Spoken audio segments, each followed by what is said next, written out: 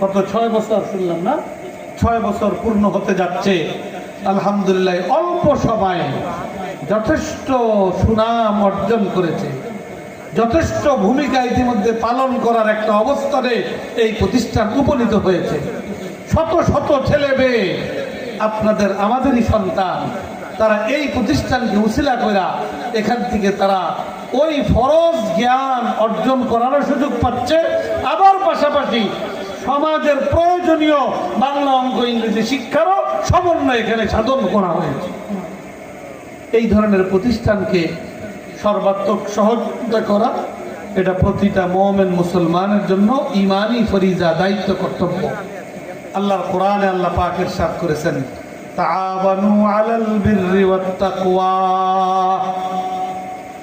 ও ঈমানদারেরা, ও আমার বান্দা বান্দীরা, নেক কাজে, ঈমানের কাজে, তাকওয়ার কাজে তোমরা পরস্পরকে সহযোগিতা করো।